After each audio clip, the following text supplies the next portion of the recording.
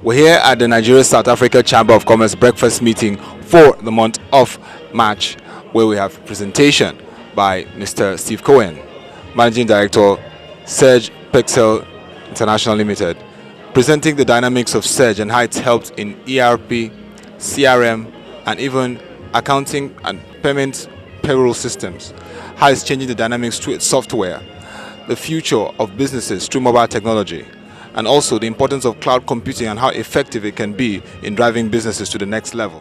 I just wanted to go through what my feelings are about where business software has come from and where it's probably going to.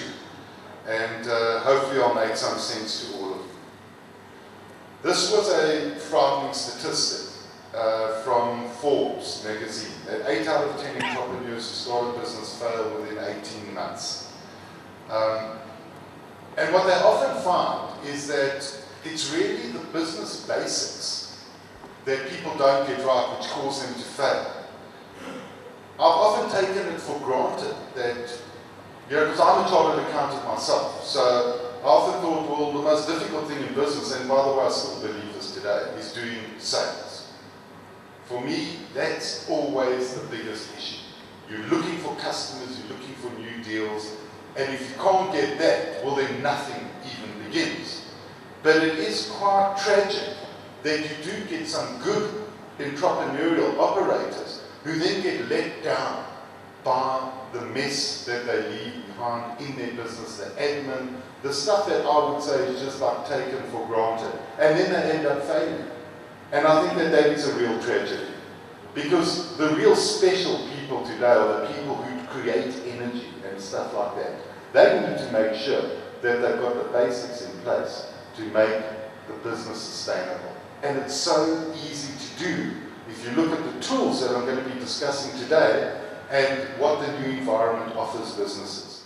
We also shares his concerns about infrastructure and the need for both government and also the private sector to engage properly to get this properly fixed, and also engages the entire participants on how technology and how effective solutions can be to businesses. But I always say to people, are you so important that he wants to look at your data? You've got to be a genius to do it. So every single kind of safeguard has been put in place, and it's about the probabilities of the world. You've got to size it up. I think that the chances are getting smaller and smaller all the time. So that, in South Africa, we're using Internet Solution, which is a Dimension Data subsidiary listed on the stock exchange. I've been to their premises. I've seen this thing. It's like a vault with about 2,000 computers in. You can't get inside. The encryption technology down the line is what they call 128-bit encryption. That's the stuff that like NASA uses or the armed forces. So for me, I would say, hell, the chances are so tiny and the advantages are so big. So I'm going to go for it. So for instance, we're talking to Pricewaterhouse now in South Africa, and they want to put all their client services bookkeeping on our cloud solution, because now all of a sudden, you can log into people's companies, like you doing their books, from your Pricewaterhouse office in Lagos. You can log into them and they could be in the Netherlands. That's something I never spoke about. That whole collaboration. What we've got in South Africa, where you've got accountants doing outsourced work. If your client is running on a cloud system, you can log in and do half your audit from your office. And then you go to the client eventually. All your adjusting journal entries, all that kind of stuff can be done from your office. But to get back to your question, I don't believe the security outweighs the benefits. And it's getting better and better all the time. Do you use internet banking at all? It's the same story.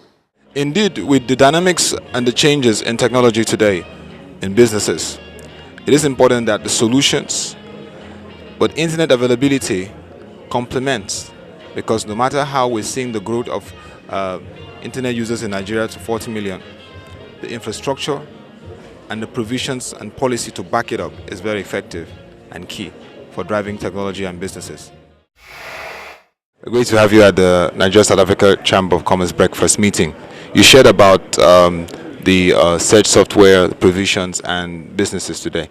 First, tell us about Surge, how has it evolved to become a key software management platform for accounting, ERP and even CRM solutions? Are you talking internationally? Okay, well, the group was founded in about the late 1980s, and from then till now, we've managed to accumulate 6 million businesses who use our software. So, through that whole transition of starting off in the small business sector, the group, who's listed on the London Stock Exchange, then acquired some major ERP vendors and some payroll vendors. So Sage as an organization now covers the whole spectrum from small, medium business right the way to ERP, which is enterprise resource planning software, CRM, and the whole ambit of payroll and human resources. And it's really our collective experience over the last 25 years that has got us to the place that we're in today. Now, you talked about the fact that we're in the 21st century and mobile technology is driving businesses. Share with us how the dynamics have changed. The dynamics have changed because in the early 90s, you really had people doing their data capturing and their business admin in little silos within their offices.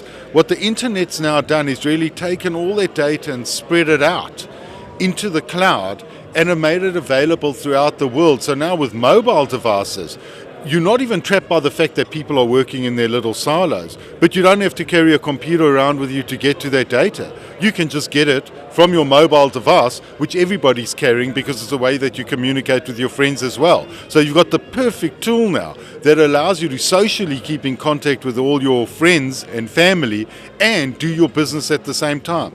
And all it needs is a mobile tower to connect. There's no wires, nothing. Prices have come down, and as you know, everybody's walking around with a smartphone these days. So I really believe it's the ultimate solution to connecting everybody in a uniform way.